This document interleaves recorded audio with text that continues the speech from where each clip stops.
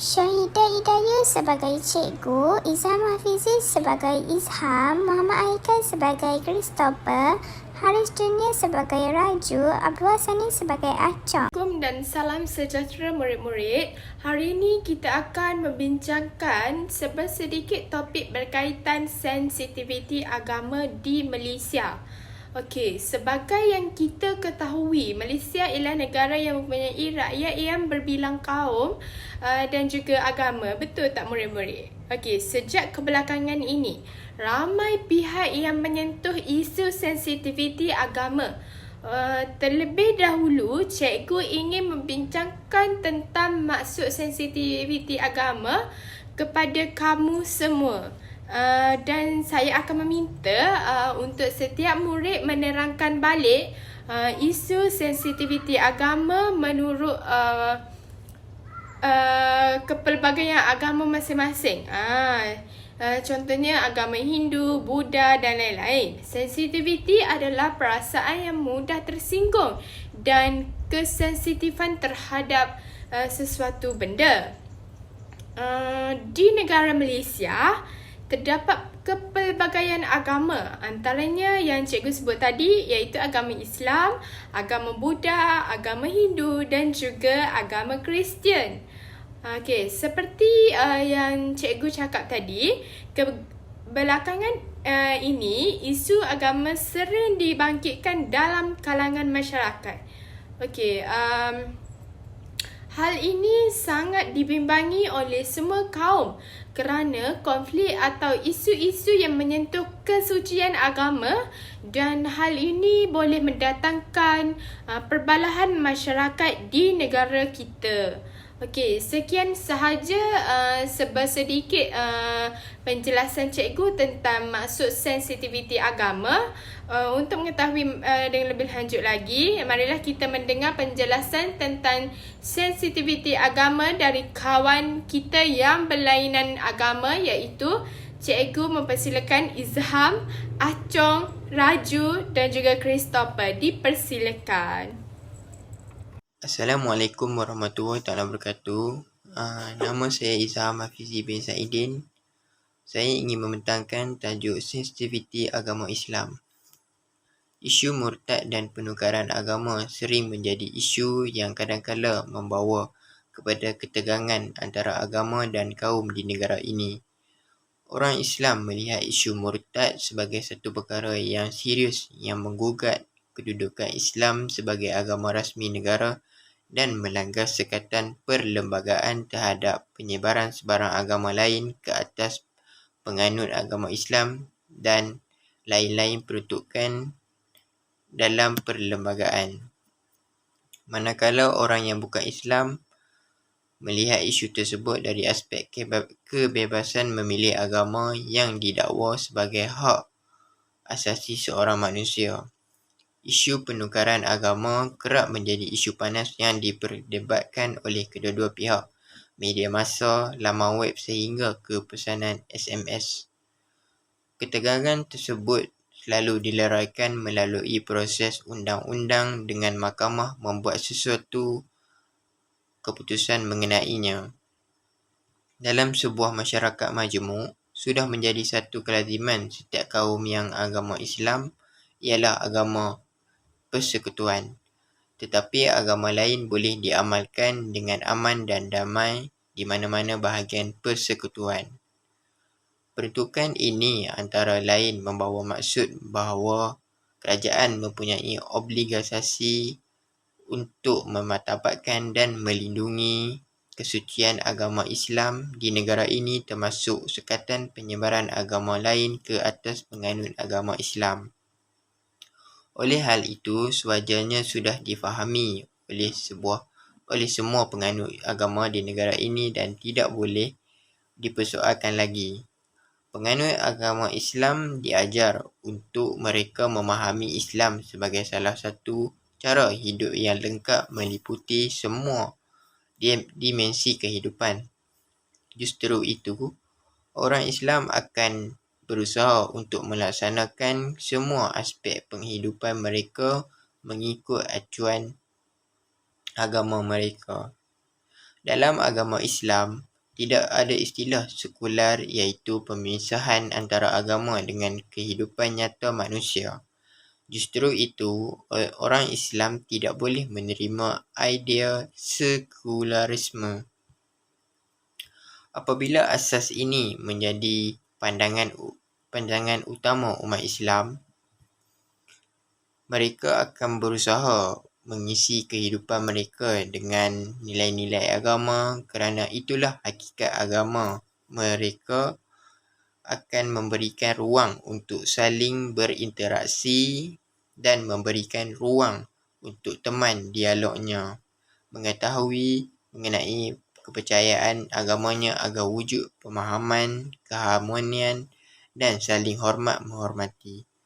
Sensitiviti dan ketegangan antara agama juga akan dapat dikurangkan apabila umat Islam sebagai penganut agama majoriti di negara ini mengambil tindakan proaktif menjadikan masjid bukan sekadar pusat beribadah untuk umat Islam, tetapi menjadi pusat berkumpul masyarakat pelbagai agama untuk berkongsi maklumat dan bertukar pandangan. Berikutnya, masjid boleh dijadikan pusat penyebaran maklumat mengenai Islam dan masyarakat Muslim seperti mengadakan dialog, seminar serta projek kerjasama dengan pertubuhan agama lain. Peranan ini telah dibuktikan amat berkesan dalam mengeratkan hubungan antara agama seperti yang berjaya dilakukan oleh Pusat Harmoni Masjid An-Nahdah Singapura. Sejak pusat ini dibuka dengan rasminya pada 7 Oktober 2006, pusat ini telah berjaya menerima kedatangan 7,000 pengunjung yang datang bertanyakan pelbagai soalan mengenai Islam dan cara hidup masyarakat Islam di Singapura. 90% dari pengunjungnya adalah non-Muslim yang merangkumi ketua masyarakat serta pelajar yang datang untuk mengikuti latihan serta sesi pembelajaran secara interaktif. Pusat ini juga telah menubuhkan kumpulan muhibah yang antara lain objektifnya ialah membincangkan isu dan mencari penyelesaian untuk dikongsi bersama terutama dalam menangani masalah sosial ketegangan antara kaum yang dicetuskan oleh isu-isu agama boleh dielakkan apabila kita kembali berpegang kepada nilai toleransi. Nilai ini bukan sahaja menjadi nilai utama umat Islam tetapi turut juga diajarkan oleh agama lain sekiranya mereka memahami secara mendalam kandungan agama tersebut. Sikap keterbukaan Konfusianisme umpamanya telah menjadikan tradisinya tetap bertahan kerana keterbukaannya terhadap tradisi spiritual lain. Saya Abdullah Sani, PhD. Saya mengambil sebagai Acong. Okey, tajuk saya hari ini adalah sensitif agama Buddha. Ketika Tun Mahathir Mohamad masih Perdana Menteri, dia mensediakan Malaysia sebagai sebuah negara Islam pada Persenangan Perwakilan Nasional digerakkan pada 9 September 2021. Bahasa sebilangan orang bukan Islam menganggap apa yang disebut Deklarasi 1999 bertentangan dengan kontrak sosial Perbankan Malaysia 1997, Perjanjian Malaysia 1993, Rukun Negara dan Wawasan 2020. Kerana pelbagai hanya rasmi agama dalam bentuk letter bukan pemerintahan teokratik, mereka sering mendasarkan hujah mereka pada pernyataan tokoh Abdul Rahman bahawa Malaysia adalah sebuah negara sekular dan kurang dari 60% rakyat Malaysia beragama Islam. Agama Buddha adalah satu agama tua di dunia Malaysia.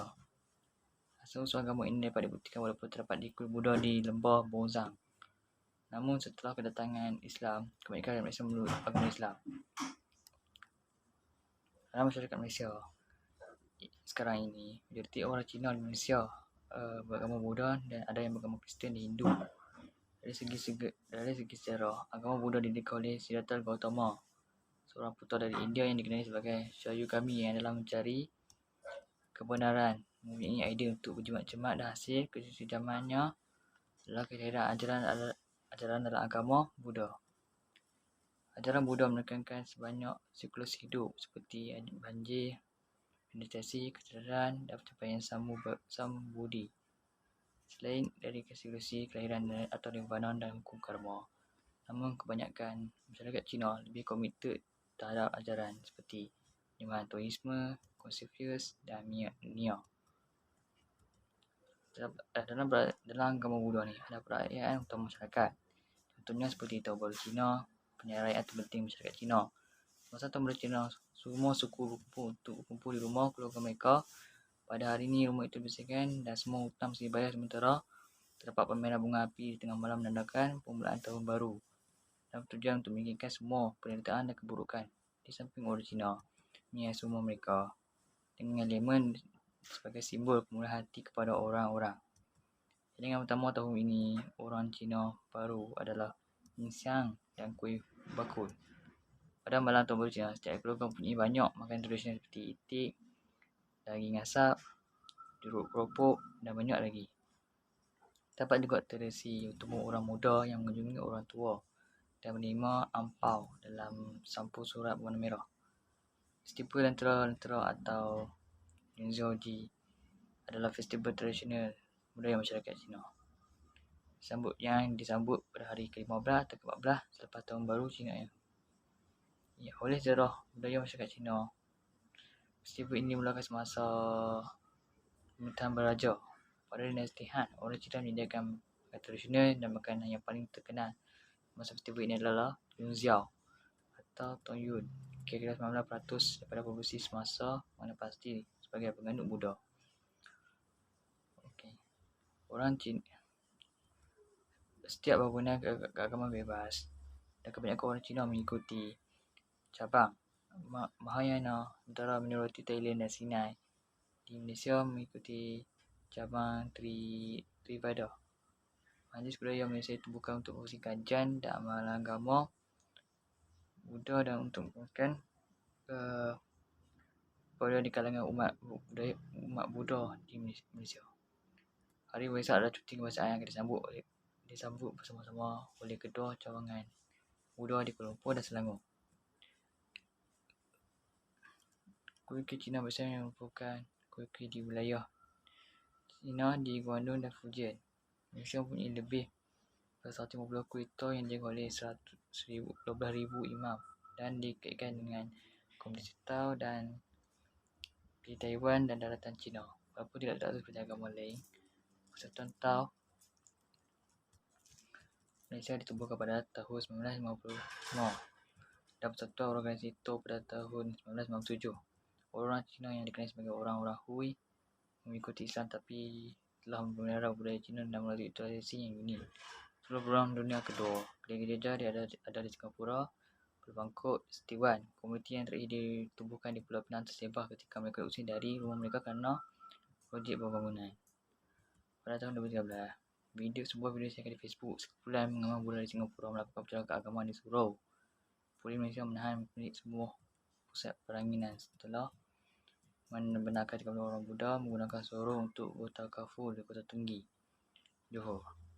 Kejadian ini menunjukkan umat Islam Malaysia. Ia juga menjadi topik hangat di media sosial. Sampai 28 Ogos 2013, telah banyak 7% oleh penduduk Kota Tinggi.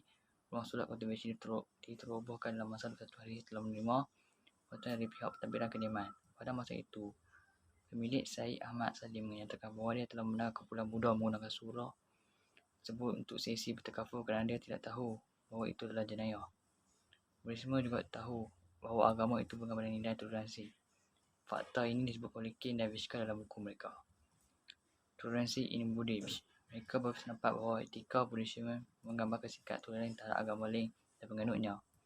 Ajaran Buddha tidak membenarkan kekerasan dan dalam percakapan, bertindak atau berfikir. Konsep Dharma atau Buddhisme disebut Ehipassiko, yang bermaksud bahawa seorang mengajak seorang itu berfikir tentang diri sendiri. Menurut Ken dan Vishka, tidak ada konsep pasangan dalam agama Buddha. Ada pengasas agama Gautama Buddha mengajar para pengikutnya dalam menunjuk kebebasan, iaitu kebebasan dari kesengsaraan melalui mencapai nirvana. Buddha belajar penting daripada toleransi dan tanpa kekerasan. Buddha pernah mengatakan dia yang menghina siapa pun yang menghina dia lebih buruk daripada yang kedua ini, mengelakkan berendam masuki, memenangi pertumpahan sukar. Yang terbaik untukmu dan menyembuh keduanya. Buddhisme juga mengajar toleransi terhadap kaum lain dan menolakkan rasisme serta sifat prejudis antara satu sama lain. Kehormatan atau kemasyhuran seorang ditentukan bukan oleh rasanya tapi oleh tindakannya. Menurut Buddha di Sutta Nipata, seorang tidak merasa aneh, merasa rendah diri kerana kelahirannya dan tidak dihormati. Itu hanya mengaitkan perbuatannya dan hanya menjadikan perbuatannya mulia. Sekian daripada saya, terima kasih. Selamat pagi dan salam sejahtera.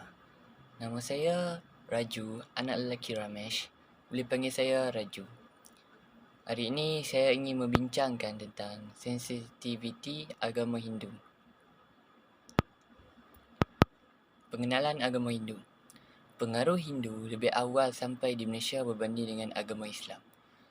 Pengaruh Hindu ataupun bahasa Sanskrit dapat dikesan dalam bahasa Melayu, kesastraan dan kesenian. Candi Lembah Bujang di Kedah adalah bukti orang Melayu di Kuala Kedah pernah menganut agama Hindu Buddha. Candi Borobudur dan Candi Prambanan di Jawa, Indonesia adalah bukti penduduk Jawa pernah menganut agama itu. Malah, masyarakat Bali sehingga kini masih mengamalkan agama budaya Hindu. Penempatan India di Malaysia berasal dari wilayah Tamil Nadu di selatan India lewat abad ke-19 dan awal abad ke-20 yang bekerja sebagai buruh ladang getah milik peladang Eropah. Minoriti India ini dibawa ke Malaysia dari utara India dan Sri Lanka. Sehubungan dari ini, 30% orang Tamil dari Tamil Illegam, lebih dikenali sebagai Tamil Nadu, juga bekerja sebagai kerani untuk pihak British dan syarikat mereka di Pulau Pinang, Singapura dan Kuala Lumpur waktu itu. Mereka yang bekerja sebagai kerani di Pulau Pinang menyumbang kepada pertubuhan hak asasi masyarakat Tamil dan India di Malaysia. Seterusnya, kita akan masuk terus kepada sensitiviti agama Hindu. Rutin anak-anak Melayu suka memanggil anak India dengan panggilan Keling dan Parea. Perlu diingatkan bahawa panggilan ini sensitif kepada kaum India. Perkataan Keling berasal daripada bahasa Sanskrit dan Idgo Kalinga yang merujuk kepada sebuah daerah di India Tenggara. Perubahan istilah ini mungkin juga disebabkan orang India sendiri memandang rendah mereka yang berasal dari India Selatan dan tidak mahu dikaitkan dengan panggilan Keling. Daripada segi sejarah, kebanyakan pendatang dari India yang awal bekerja di ladang dan dikenali sebagai Keling. Oleh itu, apabila mereka mencapai tahap ekonomi yang lebih tinggi, mereka mahu menjauhkan diri daripada gelaran yang mempunyai stigma kelas bawahan. Orang yang beragama menggunakan agama untuk kepentingan kelompok yang menyebabkan wajah agama itu rosak di mata masyarakat. Seorang guru sekolah menengah berumur 35 tahun dari sebuah sekolah di Segabut telah mengeluarkan satu kenyataan berunsur hasutan yang amat sensitif menghina penganut-penganut agama Hindu sewaktu sambutan Hari Thaipusam tahun 2014.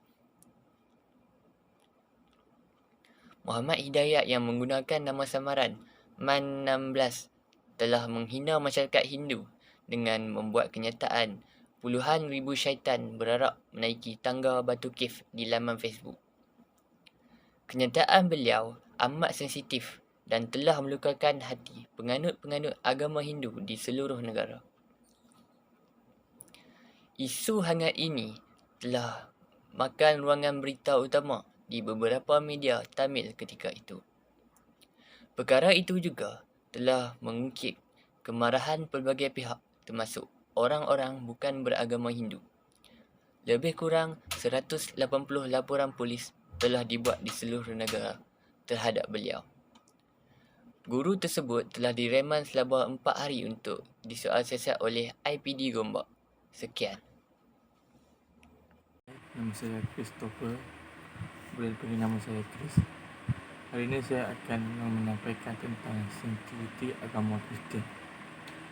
Toleransi beragama merupakan satu daripada nilai yang perlu difahami dan diperhatikan bagi menjamin keharmonian hubungan masyarakat berbilang agama seperti dalam konteks negara Malaysia. Namun begitu, sejak akhir-akhir ini banyak isu yang menyentuh sensitiviti orang Islam seperti isu penggunaan kalimah Allah oleh golongan bukan Islam dan isu hak orang Islam untuk murtad dipertikaikan dengan alasan hak kebebasan beragama. Hal ini menunjukkan bahawa pengertian tentang maksud toleransi beragama dalam konteks Malaysia masih kabur. Justru kerja ini cuba menghuraikan persepsi pemimpin agama Kristian berhubung konsep toleransi dan pengamalannya dalam konteks Malaysia. Bagi tujuan tersebut, beberapa orang pemimpin gereja telah ditemubual. Data temubual dianalisis dengan menggunakan kaedah analisis kandungan itu dengan mengenal pasti idea utama. Kajian mendapati bahawa para pemimpin Kristian melihat istilah toleransi beragama sebagai negatif. Kajian juga mendapati para informan juga berpandangan bahawa amalan toleransi beragama di Malaysia telah didiskriminasi golongan bukan Islam.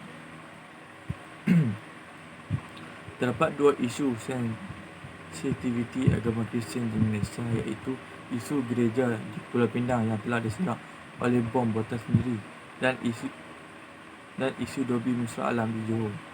Isu pertama, pada tahun 2010, gereja Assumption di Pulau Pinang diserang pada awal pagi selepas banner kontroversi dengan perkataan Yesus anak Allah yang ditemui di dua gereja pada hari Ahad lepas. Ketua Polis Pulau Pinang, Datuk SDCP Abdul Rahman Rahim berkata 2 koktel molotov dibuang ke dalam kompleks gereja itu. Siasatan awal menunjukkan bahawa 2 orang lelaki bermotosikal melakukan jenazah tersebut. Akhirnya pada bulan Ogos 2010, Mahkamah Syed Isyan mendapati adik-beradik Raja Muhammad Faizal, Raja Ibrahim dan Muhammad Izham Raja Ibrahim bersalah atas serangan itu. Hal ini dianggap sensitif kerana mereka telah menyekat hak beragama bagi agama Kristian dan pengantungan banner itu bukan bertujuan buruk untuk mempersendirikan agama Islam. Namun itu adalah kepercayaan bagi orang Kristian bahawa Yesus itu adalah anak Allah. Isu kedua bagi agama Kristian ialah sebuah kedai dopi di Muar Johor pula diperkatakan selepas tular di laman sosial. Menurut gambar yang tersebar, kedai tersebut telah meletakkan papan tanda yang tertera dobi ini hanya menerima kalangan beragama Islam sahaja atas faktor kesucian. Kemudian apabila ditemui, pemilik dobi itu enggan mengatakan sebab syarat itu dikenakan dan hanya menyatakan hasratnya untuk memohon maaf dan hanya menjalankan tanggungjawabnya sebagai seorang Muslim. Tanggungjawabnya sebagai seorang Muslim. Namun tindakan tersebut dianggap sensitiviti kepada agama lain dan merupakan satu amalan agama yang sempit. Kata Mufti Kuala Datuk Muhammad Asri Zainal Abidin, beliau juga berkata amalan itu bertentangan dengan Islam dan yang memudahkan penganutnya. Pada masa yang sama tidak sesuai dalam masyarakat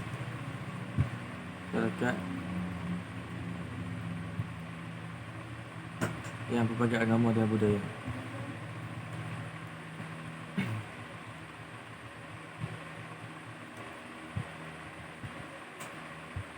Antara kesan pencetus isu-isu konflik tersebut ialah yang pertama, ekonomi. Umumnya masyarakat Malaysia menghadapi masalah kewangan, pengurusan pendidikan pembangunan kawasan industri dan projek perumahan. Justru ramai antara mereka berpindah ke serta bandar untuk mencari nafkah. Fenomena tersebut membawa satu lagi masalah apabila mereka menghadapi masalah kewangan untuk menampung keperluan kehidupan di bandar. Kesannya berlaku keciciran dalam pendidikan anak-anak potensi melekat DVD yang tinggi. Yang kedua, sosial dan politik. Isu sosial ketara ialah fenomena kawasan pentempatan padat pada kawasan settingan, rumah flat, kondo rakyat, rumah murah dan penempatan haram. Kependudukan yang tidak terurus tersebut menjadi lebih buruk apabila wujudnya keseimbangan sosial antara kaum. Antara gejala sosial budaya segelintir penganut yang menggambarkan sifat membenci dan was-was terhadap agama lain. Konflik agama boleh mencetuskan peningkatan gejala sosial seperti pergaulan bebas, tiada pembantuan dari keluarga, masalah dadah, mencuri, pecah rumah, pergaduhan dan lain-lain jenayah yang dibanteras. Yang ketiga, salah faham agama. Pendidikan dan persekitaran sosial tidak sihat menyumbang kepada pendidikan moral dan agama tidak berlaku secukupnya. Kebanyakan fakta kes yang berlaku melibatkan individu maupun sekumpulan yang memperalatkan sentimen agama dan bertindak di luar syariat hidup beragama.